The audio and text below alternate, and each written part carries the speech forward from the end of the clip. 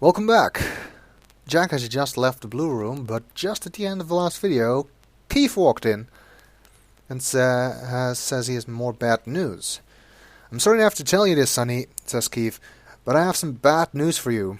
As if we haven't had enough bad news, what with Kathy being in a coma. Okay, lay it on us. Lieutenant Morgan sent me over here to advise you that your boy, Taselli, has escaped from jail. Son of a bitch!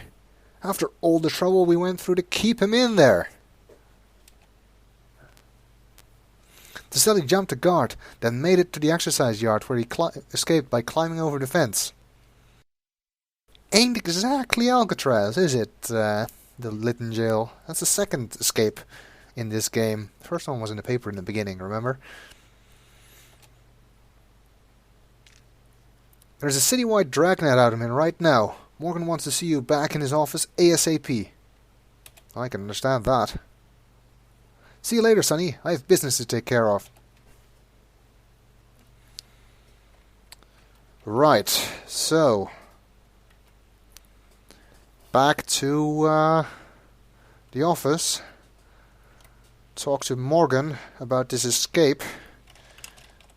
Can't imagine he'll be happy.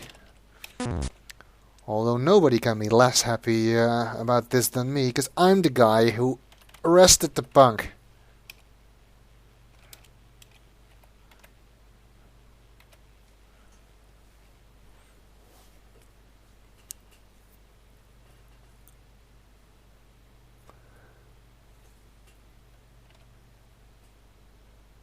I hope they catch him. And we can't let a scumbag like that walk free. Well, after all, Sweet Cheeks said that Hoffman was the Death Angel, and this game is called In Pursuit of the Death Angel. So it makes sense that he wouldn't just stay in prison for the rest of the game, I suppose.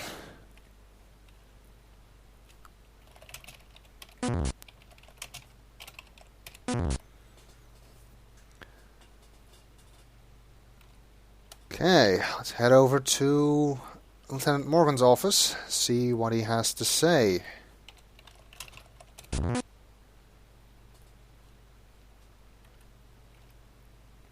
It's good to see you, Sonny. Come over to my desk.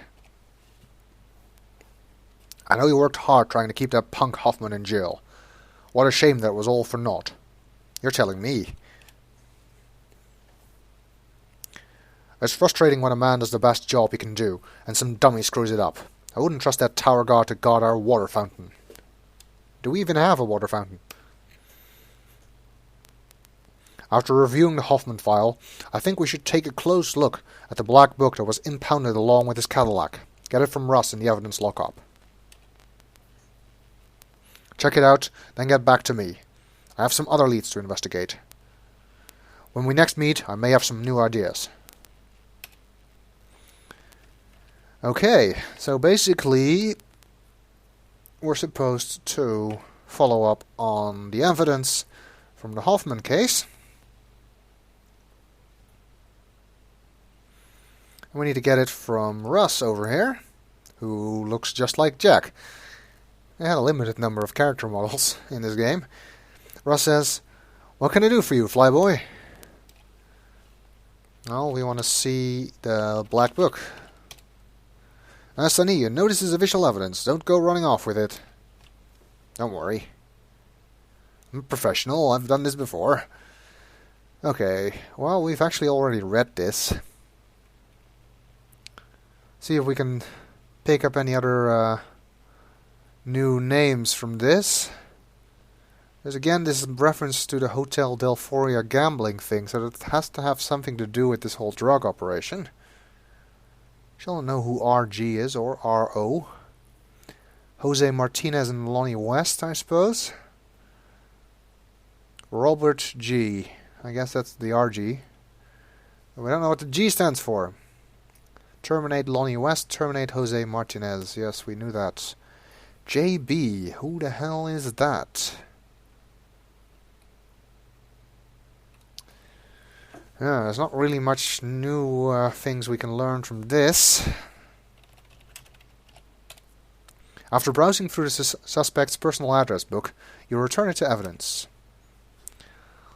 Let's check that weapon again. Now, Sonny, you know this is official evidence. Don't go running off with it. Okay, that's the gun, yeah. And the serial number, we actually looked at it last time as well, is SW9764912. That might be important. After careful examination of the weapon, you return it to evidence. Okay. Now, let's see if we can find out anything more about this evidence. And to do so, we are going to check the computer. Yes, we're going to be using a computer inside a computer game. Quite meta. This is LPD's computer room, complete with an outdated terminal just packed with valuable information. If it was outdated in 1983, consider what it was like by today's standards. Okay.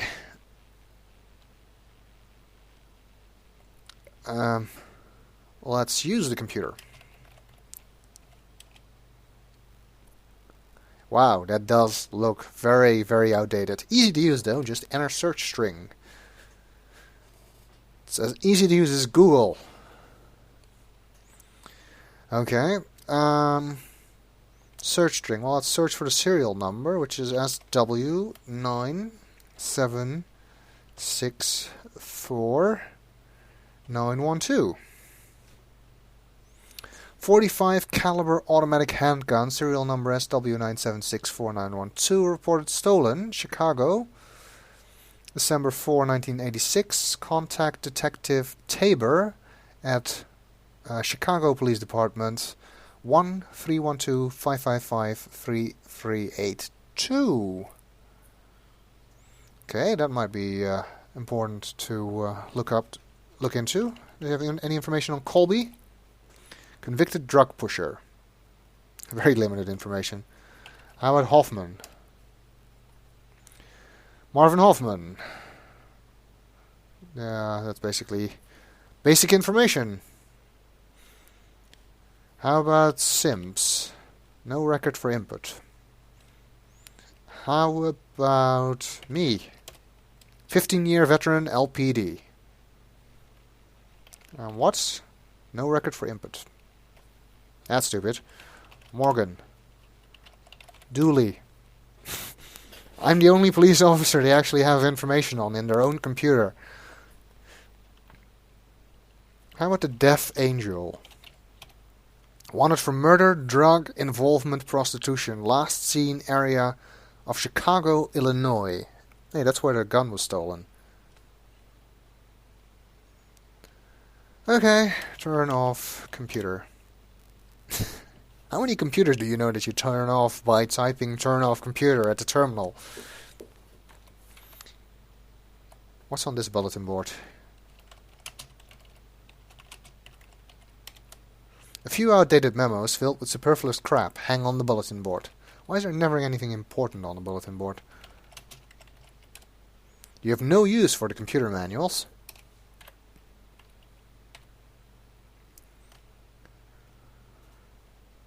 Okay, I guess we should call that guy from Chicago.